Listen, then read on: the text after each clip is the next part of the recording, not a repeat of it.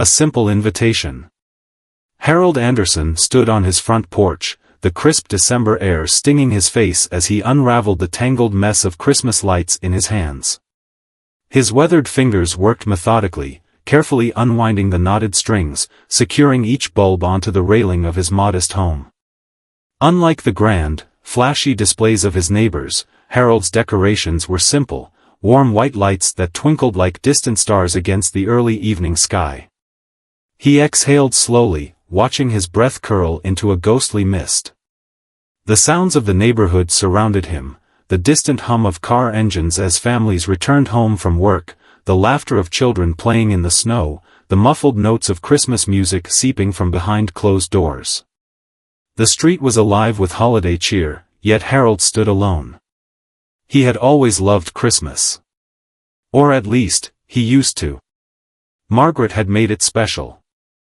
She'd fill the house with the scent of cinnamon and nutmeg, hum carols while baking pies, and insist on inviting neighbors for hot cocoa even when they hardly ever came. She believed in kindness, even when it wasn't returned. But Margaret was gone. 5 years now. And with her, the warmth had faded. Harold had tried. The first Christmas without her, he still put up the tree, still hung the stockings. But there was no one to share it with. The silence of an empty house was louder than any carol. This year was supposed to be like all the others, a quiet evening, a small meal, maybe a classic holiday film on his old television. Then he met them. It had started a week earlier. Harold often volunteered at the community center on the outskirts of town, a small, worn-down building that served as a shelter and soup kitchen. He wasn't much for socializing, but he liked helping. Sometimes he fixed things, leaky faucets, flickering lights, a busted old stove that the shelter relied on for warm meals. Other times, he served food to the people who came through, offering a quiet smile to those who avoided eye contact, knowing that dignity was a fragile thing. That was when he first saw them, the 9 kids huddled together in the corner of the dining hall. They weren't like the other shelter residents who came and went. They moved as a unit, watching each other's backs, their faces guarded but alert. The oldest, a boy who looked about 15, kept the younger ones close, his sharp eyes scanning the room as if expecting trouble at any moment. Harold had learned their names over time. Malik, the oldest, was the protector. His gaze was sharp, his voice steady. He rarely smiled, but when he did, it was fleeting, like a glimpse of something buried deep beneath layers of caution. Isaiah, 12, was quiet but observant. He had a habit of sketching on napkins with whatever pen he could find, his drawings intricate and detailed. Sarai and Nia, twin sisters of 10, were inseparable. They whispered to each other in hushed voices, their bond unbreakable. Jeremiah, 8, was the curious one, always asking questions, some that had no easy answers. Then there were the youngest, little Amari, 6, who clung to Malik's hand, Destiny, 5, with her wild curls and wide eyes, and the baby, 3-year-old Zion, who barely spoke but always held onto Sarai's coat. They had no home. No family. Just each other.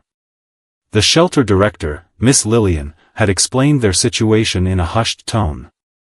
Most of them are runaways, she said. Some from bad homes, others abandoned.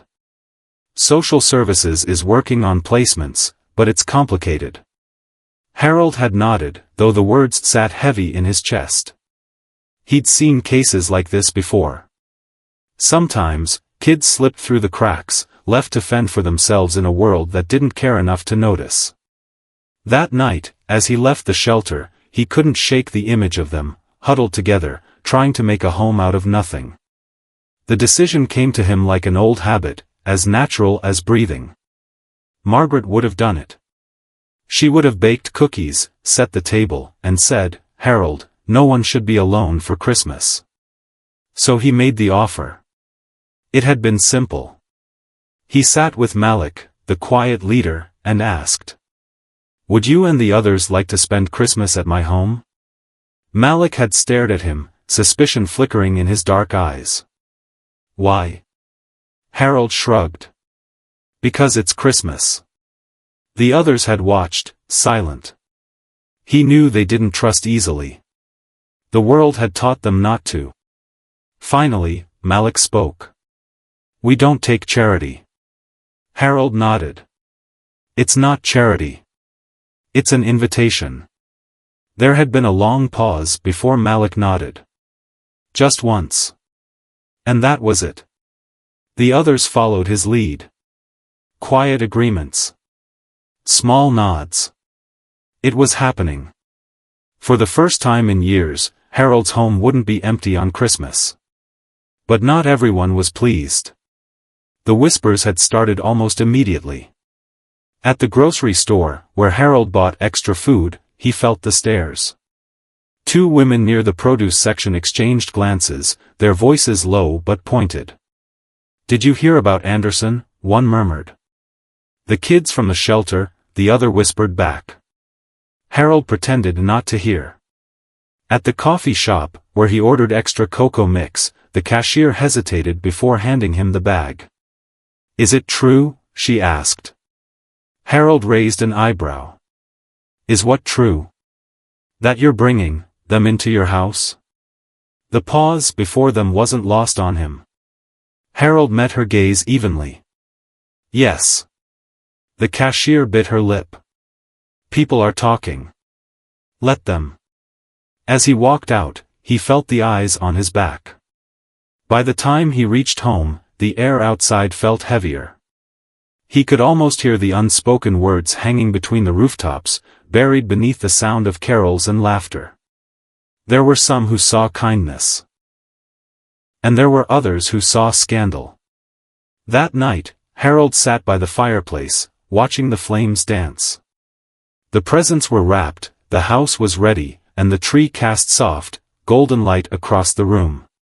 Tomorrow, they would arrive. For the first time in years, his home wouldn't be quiet. For the first time in years, Christmas would mean something again. And yet, as the wind howled outside, he couldn't shake the feeling that this was only the beginning. Because sometimes, kindness wasn't easy. Sometimes, kindness came with a cost. And tomorrow, he would find out just how much. The whispers begin. Harold Anderson didn't sleep well that night. He tossed and turned in his bed, the voices of the townspeople replaying in his head like an old, broken record. The stares, the murmurs, the careful way people avoided eye contact and they thought he wasn't looking, it all lingered in his mind. When morning came, he pushed the thoughts aside and got to work. There was too much to do before the children arrived. He set the turkey in the oven, carefully basted with the same seasoning Margaret had always used. He laid out extra blankets in the living room, set up a small Christmas surprise with stockings for each of them, and double-checked the fireplace to ensure it was safe. The house was warm, cozy, and smelled like cinnamon and roasted apples. Everything was ready. But outside, the town was stirring. It started with the mailman. Harold stepped out onto his porch just as Mr. Grayson, the town's longtime mail carrier, approached. The man hesitated as he reached the porch, his usual easygoing smile replaced by something unreadable. "Mornin', Harold," Grayson said, shifting the mailbag on his shoulder. "Morning," Harold responded, reaching for the letters. Grayson held onto them for a beat longer than necessary. "So, heard you got company comin' over," he said, his voice casual, too casual. Harold met his gaze. "That's right. Some kids from the shelter." Grayson sucked in a breath through his teeth. "Huh. That's so." Harold tilted his head. "Something wrong with that?" The mailman hesitated before finally handing over the letters. "Not sayin' it's wrong. Just, not sure what folks are gonna think about it." Harold let out a slow breath. "I imagine they'll think whatever they want. Doesn't change anything for me." Grayson gave him a small, almost pitying look before tipping his cap and walking off. Harold sighed and closed the door, shuffling through his mail. Bills. A holiday card from an old colleague. A flyer for a Christmas sale. And then, something else. An unmarked envelope. Harold frowned and opened it. Inside was a single piece of paper, typed, no name, no return address. This isn't your problem. Send them back. A cold weight settled in his stomach. So it had begun. By midday, the murmurs had turned into something bigger. At the grocery store, where Harold stopped to pick up a last-minute ingredient, the conversations were no longer whispers. He's bringing them into our neighborhood? Doesn't he know what kind of trouble that invites? Why would he do this? What does he get out of it? Harold's grip tightened around his shopping basket. Margaret would have told him to ignore them. People fear what they don't understand, Harold, she would have said. But kindness doesn't need approval. He paid for his groceries and walked out without a word. The hostility followed him down the street. Outside the bakery, two men stood smoking, their voices low but sharp. Guys got no sense, one muttered. Bringing in those kids like this is some kinda charity case. What happens when they start causing problems? The other added. That many kids, unsupervised. Bound to be trouble. Harold paused in his step. He wanted to say something, but what would it change? Instead, he kept walking. Across the street, Mrs. Thornton and a few other women stood on a porch, their gazes following him like watchful hawks. It's just not appropriate, one of them was saying. I mean, he's a single man, inviting all those children in. It doesn't look right. Harold's jaw clenched. He wasn't stupid. He knew what they were implying. These people, his neighbors, his supposed friends, were looking at this as something ugly. He took a deep breath and kept walking. By the time he reached home, his hands were shaking. He set the groceries on the counter and leaned against the sink, staring out the window at the street. Snow had started falling again, soft and slow. For a moment, he considered it. He could call Miss Lillian and cancel. He could avoid the stares, the judgment, the whispers. But then he thought of Malik. Isaiah. Sarai. Nia. He thought of their wary eyes, their cautious hope. And he knew he couldn't turn back. Whatever came, whatever the town decided to throw at him, he would face it. For them. Late that evening, as he sat by the fire, another knock came at the door. He rose, expecting another letter, another warning. But when he opened it, he found Miss Lillian standing there, bundled in a thick coat, her expression unreadable. "May I come in?" she asked. Harold stepped aside, gesturing her in. She glanced around, taking in the warm glow of the house, the decorations, the neatly arranged sleeping spaces. "I heard what's happening," she said finally. "The town, they're not happy about this." Harold crossed his arms. "I noticed." She sighed. "I just wanted to make sure you know what you're getting into." "I know," Harold said simply. She studied him for a long moment. Then, unexpectedly, she smiled. "I figured you'd say that," she said. She pulled something from her bag and handed it to him, a small tin of homemade cookies. "Merry Christmas, Harold," she said softly. He took the tin, warmth spreading through his chest. "Thank you, Lillian." She gave him a knowing look before turning to leave. As the door closed behind her, Harold took a deep breath. Tomorrow, the children would arrive. Tomorrow, everything would change. And despite the weight of the town's judgment pressing down on him, he felt something he hadn't felt in years. Hope. The unwelcome attention. Harold awoke early on Christmas Eve, long before the sun had risen. The house was still wrapped in darkness, save for the faint glow of the Christmas tree in the living room. Snow continued to fall outside, dusting the quiet street in a thick white blanket. For a brief moment, the world felt peaceful. Then he stepped outside. The first thing he noticed was the trash. His garbage cans had been overturned, the contents spilled across the fresh snow. Wrappers, old newspapers, and discarded food scraps littered his front yard. Then he saw the fence. A single word was painted across the white pickets in bold, red letters. Traitor.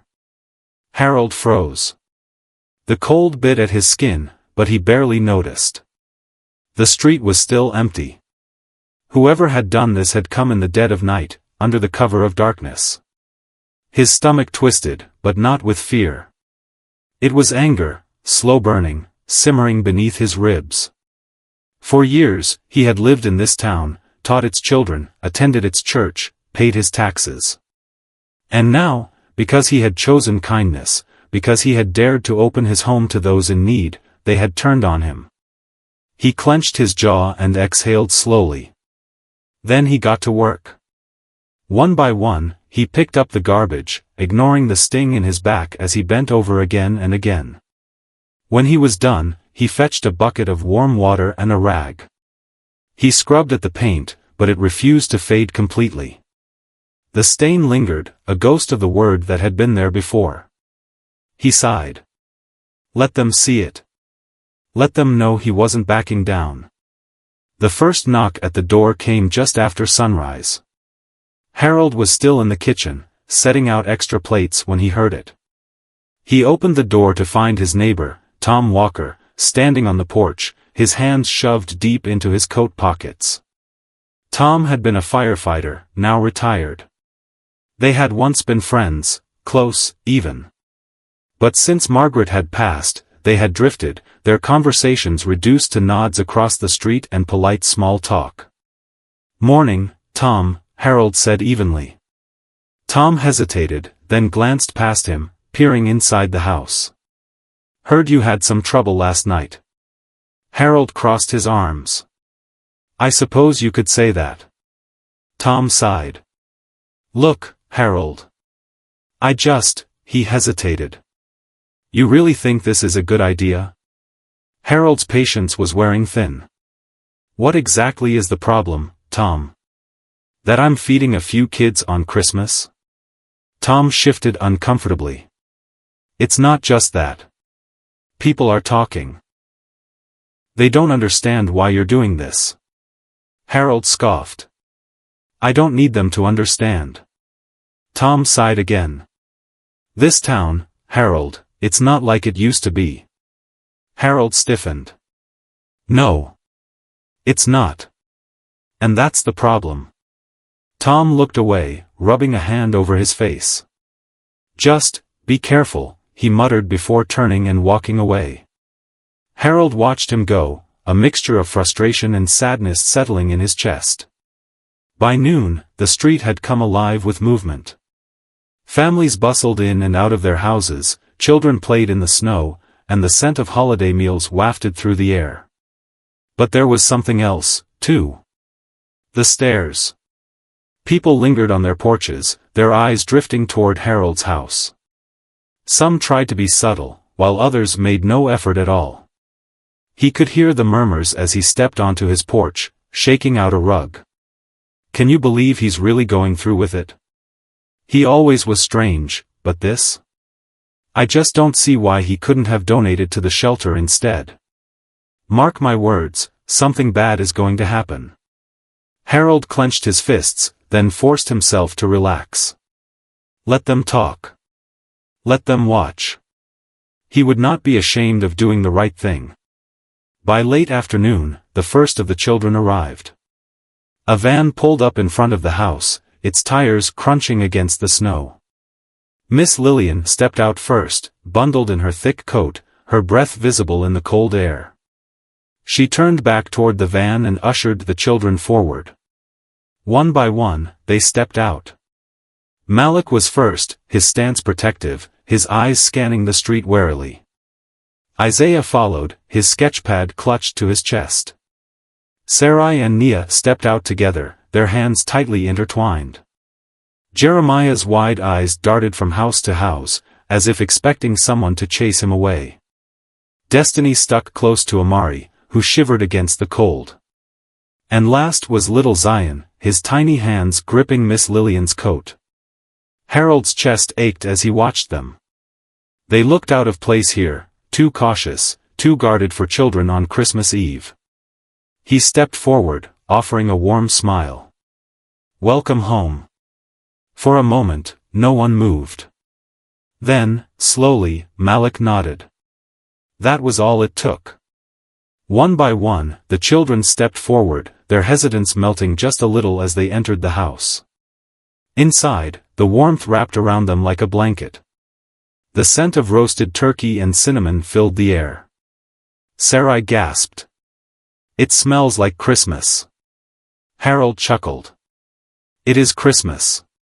Jeremiah ran toward the fireplace, his eyes lighting up. "You have a tree. And stockings." Isaiah hesitated in the doorway, looking around. "We really get to stay here?" Harold met his gaze. "For as long as you need."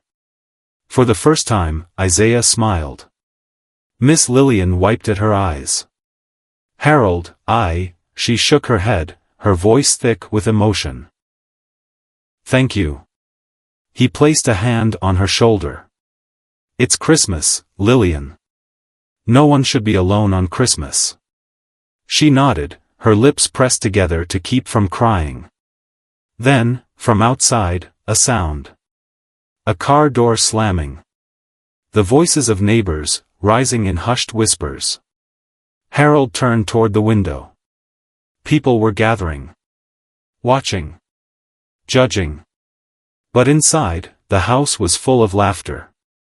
And for once, Harold didn't care what the town thought. Because this was what Christmas was meant to be. Not decorations. Not gifts. But love. And tonight, love had found its way home. The storm breaks. The evening unfolded with warmth and laughter inside Harold's house, a stark contrast to the cold tension that settled outside. The children had quickly made themselves at home, their initial hesitance melting away as they basked in the unfamiliar comfort of a real Christmas. Sarai and Nia had claimed spots by the fireplace, their eyes wide as they admired the twinkling lights on the tree. Isaiah had stationed himself near the window, sketching silently as if trying to capture the moment before it disappeared. Jeremiah had discovered the old wooden train set Harold had pulled from storage, his delighted squeals filling the room as he sent the tiny locomotive chugging in endless circles. Little Zion had curled up in one of the armchairs with a blanket wrapped around him, his tiny body rising and falling in steady breaths. He had fallen asleep with a smile on his face, something Miss Lillian had quietly told Harold was a rare sight. Even Malik, ever the watchful guardian, had finally let his guard down, leaning against the kitchen counter as he munched on a piece of warm cornbread. The house, once silent and lonely, was alive. But outside, the storm was gathering. The first knock came just as Harold was setting out the desserts. It wasn't the gentle tap of a visitor. It was hard. Sharp. Demanding. Harold's stomach tightened. He already knew who it would be. Miss Lillian exchanged a look with him before stepping forward. "I'll handle it."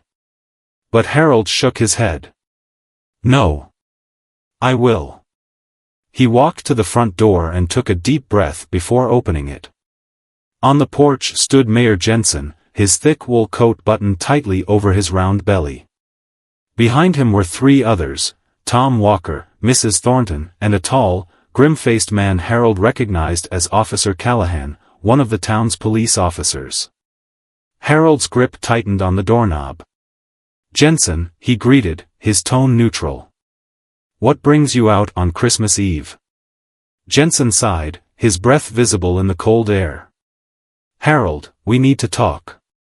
Harold crossed his arms. "I figured as much."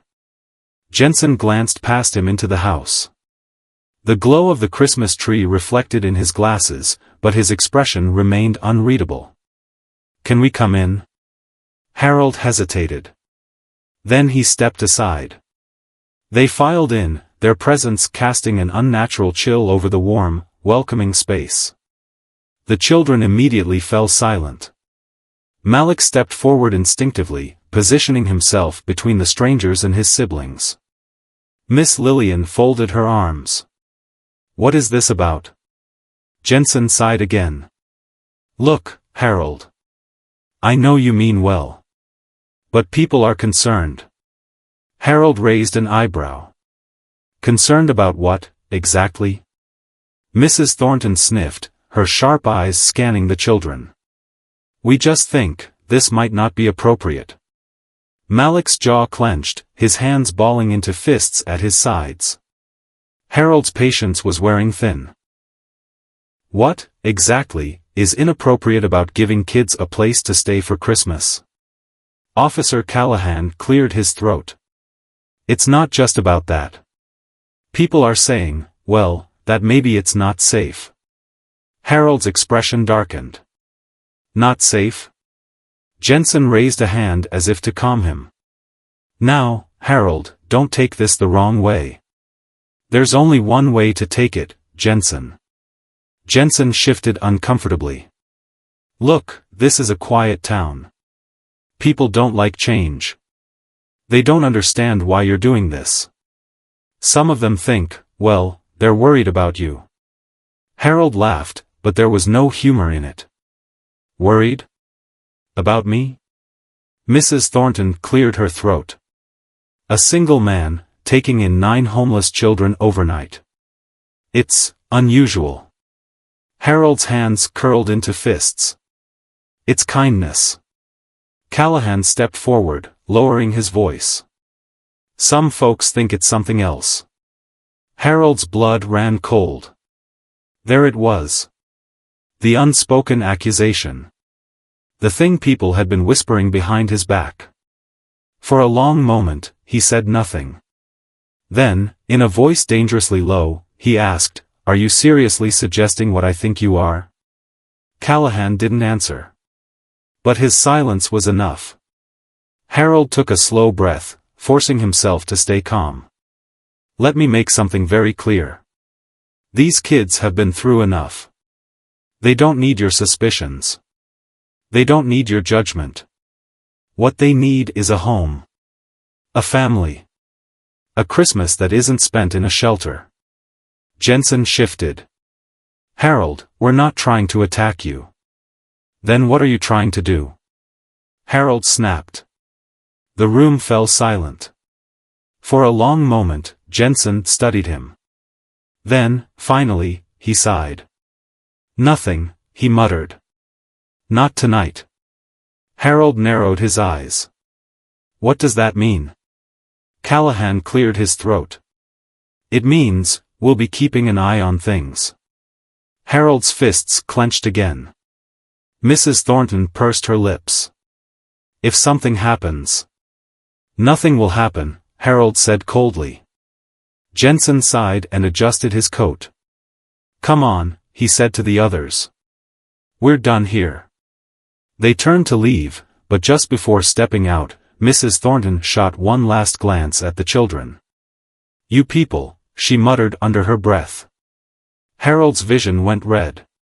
"You people?" Malik echoed, his voice dangerously low. The room tensed. Mrs. Thornton hesitated, then turned quickly and left. Harold slammed the door behind them. Silence. Then, Jeremiah sniffled. "Are they mad at us?" Harold turned, his expression softening as he looked at the boy. He knelt down, resting a hand on his shoulder. "No, son. They're scared." "Scared of us?" Isaiah asked, his voice tinged with disbelief. Harold sighed. "They don't understand. And sometimes, when people don't understand something, they get angry." Malik crossed his arms. "They think we don't belong here." Harold met his gaze. "They're wrong." Malik held his stare for a long moment. Then, finally, he nodded. The tension slowly eased. Miss Lillian let out a breath. Well, that was exhausting.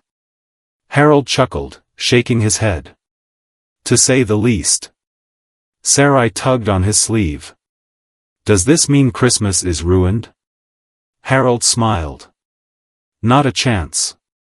He stood, clapping his hands together. Now, who's ready for dessert? The room erupted into cheers. And just like that, the night was filled with laughter again. Harold knew the battle wasn't over.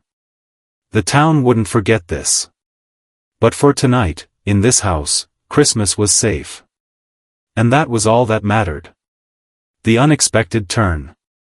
The warmth inside Harold's house did not erase the cold that had settled deep in his bones.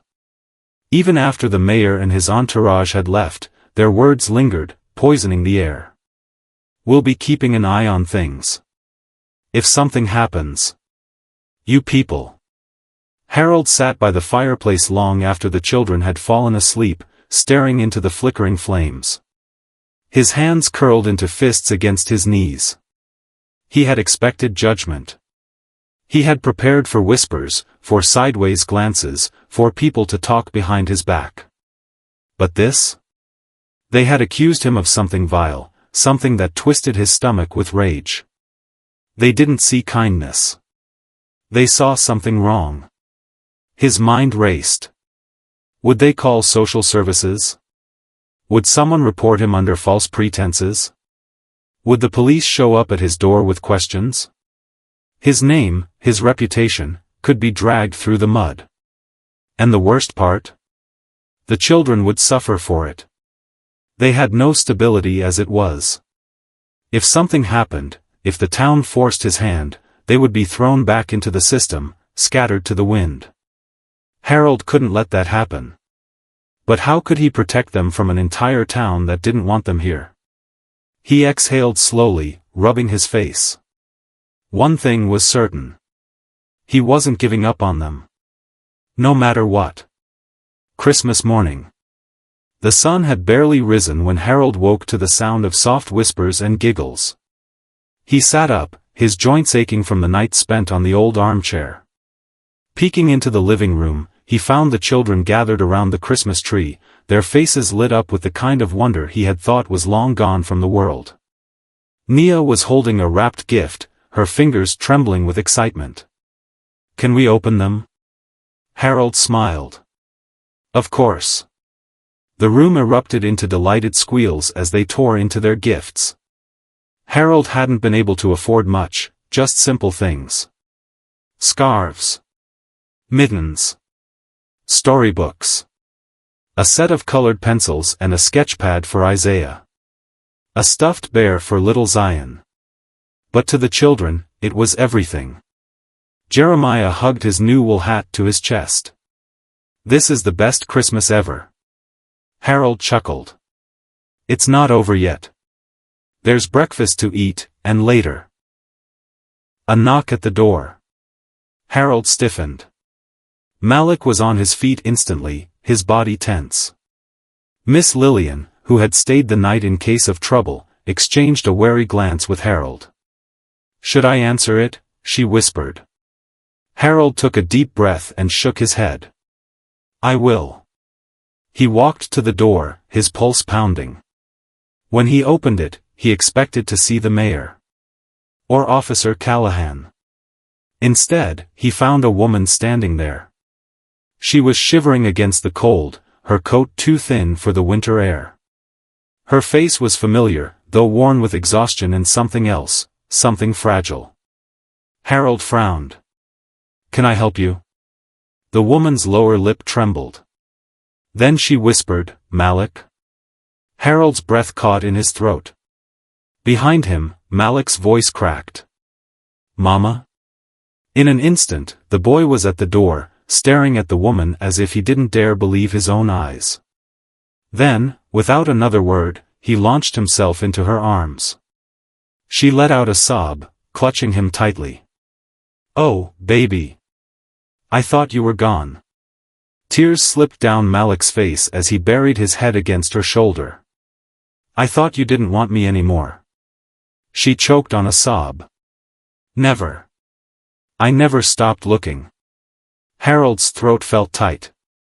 He glanced at Miss Lillian, who was wiping tears from her eyes. Then the woman looked up at him. You're the man who took them in. Harold nodded. She reached for his hand, squeezing it tight. Thank you. Harold swallowed hard. Of course. Then, from behind her, another voice. A man stepped forward, his eyes locked on Isaiah. Isaiah? The boy stiffened. His grip on his new sketchpad tightened. The man's voice broke. Son. Isaiah stared at him, his lips parting in shock. Dad? Then he was running. And just like that, another family was reunited. The truth unfolds. The next few hours were a whirlwind of emotions. It turned out that Miss Lillian had reached out to several organizations, hoping to find any lost family members of the children. She had received little response, until this morning. A local journalist had picked up the story. The headline read, "One man's Christmas kindness brings hope to forgotten children." The story had spread. And with it, the truth. Malik's mother had been searching for him for over a year. Isaiah's father had thought his son was lost forever. And now, because of Harold's simple act of kindness, they were found. Not all of the children had family looking for them. But for the ones who did, this Christmas had given them something no gift could. A second chance. A town changed. By afternoon, the town's whispers had changed. People who had once sneered at Harold's decision were now reading the newspaper article, their expressions shifting from judgment to shame. Some even came to his door, not to accuse, but to apologize. Mrs. Thornton arrived with a plate of cookies, her cheeks flushed with embarrassment. I misjudged you, Harold. Tom Walker stepped forward next. You did something the rest of us were too afraid to do. Even Mayor Jensen appeared, his usual air of authority dimmed. I think we all owe you an apology. Harold listened. But he didn't offer them the comfort of easy forgiveness. Because the truth was, their apologies came after the headlines.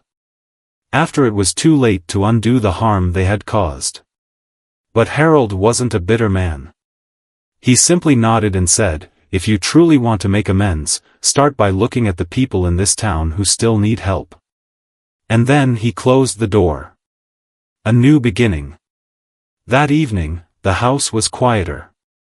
Malik and Isaiah had left with their families, though not without long, tearful goodbyes. The others remained, curled up in blankets, their bellies full from a Christmas dinner they never thought they'd have. Harold sat in his armchair, gazing at the fireplace. Miss Lillian sipped tea beside him. You changed lives today, Harold. He exhaled. No. They changed mine. She smiled. Are you going to keep the house this full every Christmas? Harold chuckled. I think I might. And as the fire crackled, warming the room, he knew one thing for certain. This would not be the last Christmas his house was filled with laughter. Not by a long shot. A town transformed. The fire crackled softly in the hearth, casting golden shadows across the walls of Harold's home.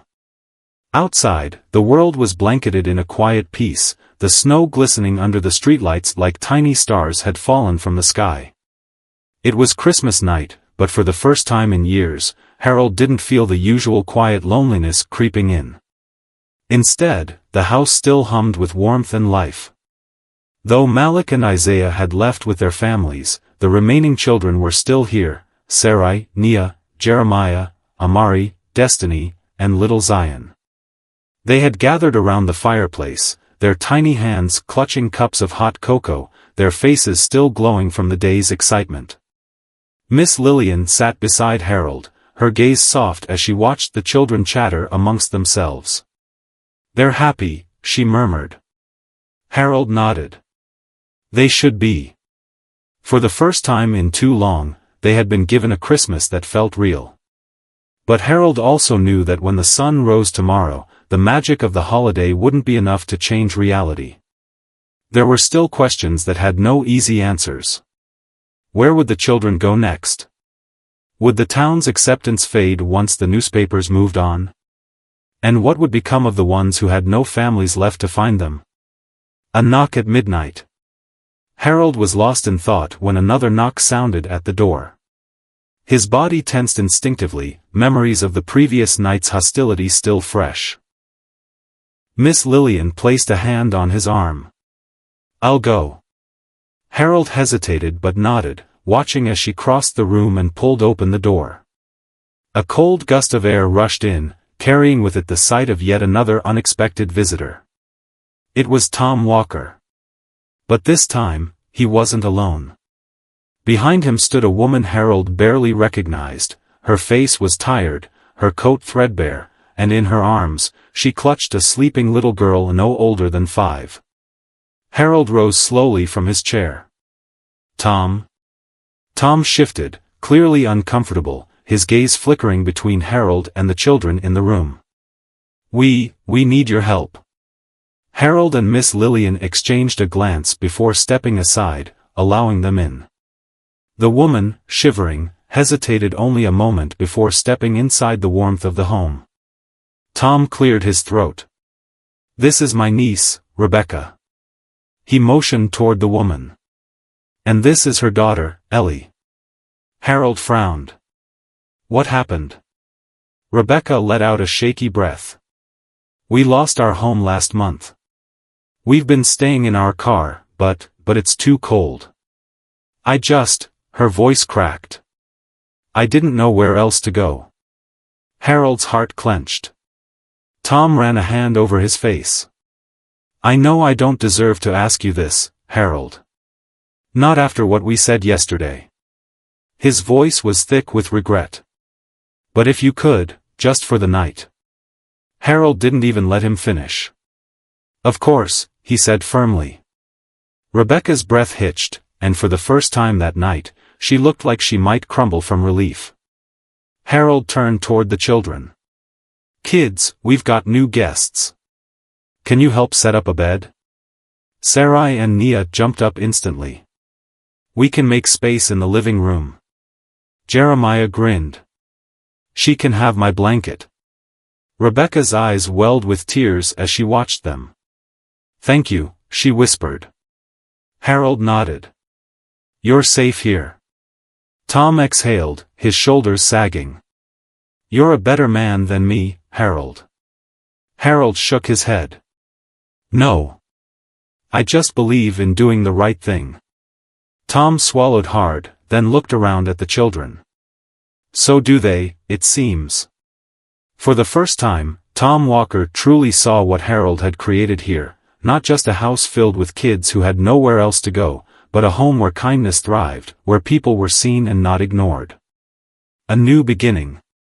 The next morning, Harold woke early to find Rebecca sitting in the kitchen, a cup of coffee cradled in her hands. She looked up as he entered, a small, tired smile on her lips. "I don't know how to repay you," she said softly. Harold sat across from her. "You don't have to." She swallowed. "The world isn't usually this kind." Harold studied her for a moment before answering. "Then maybe it's time we change the world." She let out a small, shaky laugh. "I want to help," she said after a moment. "With the kids. With whatever this is." She gestured toward the house. Harold's brows lifted. "You mean that?" Rebecca nodded firmly. "I know what it's like to be forgotten. And I don't want them to feel that way ever again." A slow smile spread across Harold's face. "Then welcome home." A town transformed. In the days that followed, something unexpected happened. The town began to change. Maybe it was guilt. Maybe it was shame. Or maybe, just maybe, it was hope. The people who had once whispered behind Harold's back now showed up with blankets and food. Families who had been too afraid to open their doors started volunteering at the shelter. And the once isolated community began to see those in need not as burdens, but as people. Mrs. Thornton, the same woman who had once judged him the hardest, appeared at his doorstep with an old trunk full of children's books. "I thought the little ones might like these," she said, her voice uncertain. Harold took the trunk and nodded.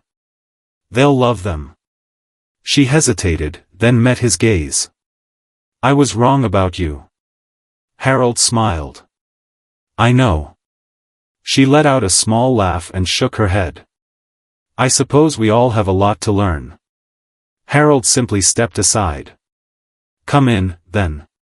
A legacy of kindness. A year later, the house was fuller than ever. Not just with children, but with life. Rebecca had stayed, helping Harold and Miss Lillian create something more than a temporary shelter. It became a home for those who needed one. A refuge. And every Christmas, the door remained open.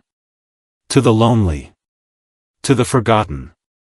To anyone in need of warmth, a meal, and a family, even for a single night. Harold never forgot the lesson that first Christmas had taught him. Kindness had a cost.